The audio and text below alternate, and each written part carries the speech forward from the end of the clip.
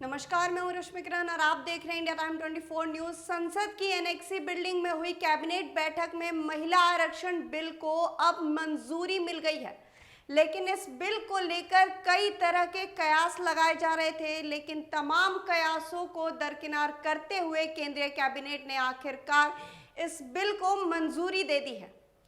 वैसे तो बिल अभी पेश नहीं हुआ है, लेकिन कांग्रेस की मांग है कि इस बिल को इसी सत्र में पेश किया जाए। हालांकि सरकार की ओर से इस फैसले पर अभी कोई आधिकारिक घोषणा नहीं की गई है। बता दें कि महिला आरक्षण बिल कब आएगा, किस सदन में पहले आएगा और बिल में क्या कुछ खास बातें होंगी, ये अभी साफ नहीं हुआ है।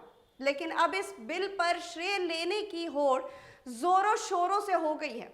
कांग्रेस पार्टी ने राजीव गांधी और सोनिया गांधी की एक पुरानी वीडियो को पोस्ट करते हुए उन्हें महिला आरक्षण बिल को क्रेडिट दिया है। वही नहीं, मोदी सरकार पर आरोप लगाते हुए कहा कि बहुमत के बावजूद मोदी सरकार ने लोकसभा में इस बिल को पास कराने का कोई भी प्रयास नहीं किया था। कांग्रेस की मांग है कि इस बिल को मौजूदा सत्र में ही पास किया जाए। अब हम आपको बताते हैं कि ये बिल है क्या। महिला आरक्षण विधेयक में लोकसभा और राज्यसभा विधानसभाओं में महिलाओं के लिए 33% या यूं कहें कि 1/3 सीटें आरक्षित करने का प्रस्ताव है। विधेयक में 33% कोटा के भीतर SC, ST और एंग्लो इंडियन के लिए उप आरक्षण का भी प्रस्ताव है। विधेयक में प्रस्तावित है कि प्रत्येक आम चुनाव के बाद आरक्षित सीटों को रोटेट किया जाना चाहिए। आरक्षित सीटें राज्य या केंद्र शासित प्रदेश के विभिन्न निर्वाचन क्षेत्रों के रोटेशन द्वारा आवंटित किया जाएगा। इस संशोधन में अधिनियम के लागू होने के 15 साल बाद महिलाओं के लिए सीटों का आरक्षण समाप्त हो जाएगा। और आपको बता दूं कि करीब 27 सालों से लंबित महिला आरक्षण विधेयक अब संसद के पटल में आएगा। आंकड़ों के मुताबिक लोकसभा में महिलाओं सांसदों की संख्या 15% से भी कम है, जबकि राज्य विधानसभा में उनका प्रतिनिधित्व 10% से भी कम है। बता दें कि इस मुद्दे पर आखिरी बार कदम 2010 में उठाया गया था, जब राज्यसभा ने हंगामा के बीच बिल पास कर दिया था और मार्शलों ने कुछ सांसदों को बाहर कर दिया था, जिन्होंने महिलाओं के 33% आरक्षण का विरोध किया था।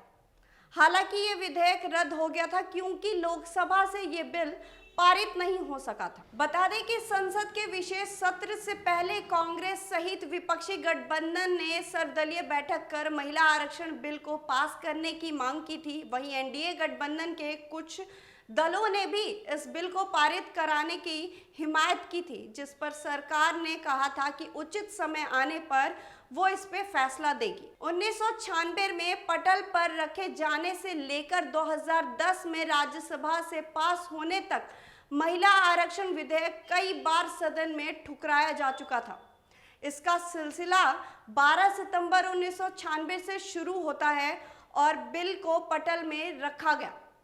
विरोध के कारण पास नहीं हो सका। फिर बिल को वाजपेयी सरकार में पटल पर लाया गया था, लेकिन उस साल भी बात नहीं बनी। इसी तरह से 1999, 2003, 2004 और 2009 में भी बिल के पक्ष में माहौल नहीं बन सका, लिहाजा ये विधेयक पास नहीं हो सका।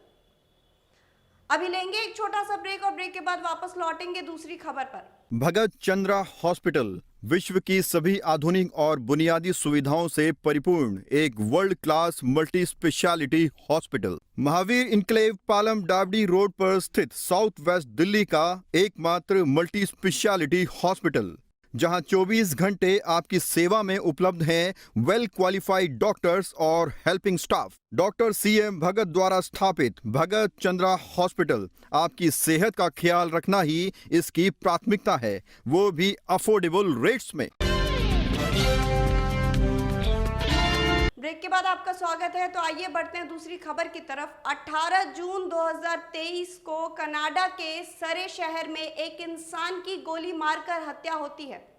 पता चलता है कि ये कोई आम इंसान नहीं, बल्कि खालिस्तान टाइगर फोर्स का चीफ और आतंकी हरदीप सिंह निज्जर है, जिसके बाद कनाडा के वर्ल्ड सिख ऑर्गेनाइजेशन ने इसको लेकर खूब बवाल काटा। अब इस मामले के पूरे 3 महीने बाद कनाडाई प्रधानमंत्री ने इस मामले को लेकर एक बयान दिया है। कनाडाई संसद में प्रधानमंत्री जस्टिन ट्रूडो ने इस मामले को लेकर सीधा आरोप भारत पर लगा दिया है और कहा है कि हरदीप सिंह निज्जर की हत्या भारत सरकार के संभावित कनेक्शन के विश्वसनीय आरोपों की सक्रिय तौर पर जांच कर रही है। इतना ही नहीं, कनाडाई प्रधानमंत्री ने इस बयान में कुछ देर और कहा कि सरकार के एक टॉप इंडियन डेवलपमेंट को निष्कासित कर दिया गया है। कनाडा की विदेश मंत्री मेलानी जोली ने भी इस बात को ऐलान किया, जिसके बाद भारत सरकार हरकत में आ गई। भारतीय विदेश मंत्रालय ने एक बयान जारी करके सभी आरोपों को सिरे से खारिज कर दिया है। भारत सरकार ने कहा कि हमने वहां की संसद में कनाडाई प्रधानमंत्री का एक बयान देखा और उनके साथ साथ विदेश मंत्री के बयान को भी खारिज कर दिया है। कनाडा में हिंसा के किसी भी घटना में भारत सरकार की भागीदारी के आरोप बिल्कुल बेतुके और प्रेरित हैं। कनाडा के प्रधानमंत्री और हमारे प्रधानमंत्री की जब मुलाकात हुई थी तब भी इसी तरह के आरोप लगाए गए थे और उन्हें उस समय भी पूरी तरह से खारिज कर दिया गया था। हम एक लोकतांत्रिक देश हैं और कानून के शासन को लेकर प्रतिबद्ध हैं। कनाडा के विदेश मंत्री मेलानी जोली ने भारत सरकार पर खालिस्तानी आरोपी की हत्या का आरोप लगाया था। उन्होंने 18 सितंबर को कनाडाई संसद में कहा था कि पिछले कुछ हफ्तों से कनाडा की सुरक्षा एजेंसियां कनाडा के नागरिक हरदीप सिंह निज्जर और भारत सरकार के संभावित कनेक्शन के विश्वसनीय आरोपों को सक्रिय तौर पर जांच कर रही है। कनाडा की धरती पर किसी कनाडाई नागरिक की हत्या करवाने में किसी विदेशी सरकार का शामिल होना हमारे देश की संप्रभुता का उल्लंघन है। ट्रूडो ने यह भी कहा कि उन्होंने G20 में व्यक्तिगत तौर पर सीधे प्रधानमंत्री मोदी के समक्ष ये मुद्दा उठाया था और वो इस हत्या की जांच के सहयोग देने के लिए भारत सरकार पर दबाव बनाने लगे। इस खबर में फिलहाल इतना ही। देश और दुनिया की तमाम खबरों के लिए आप बने रहिए हमारे साथ और देखते रहिए इंडिया टाइम 24 न्यूज। खबरों से खबरदार रहने के लिए चैनल को सब्सक्राइब करें और प्रेस करें बेल आइकन।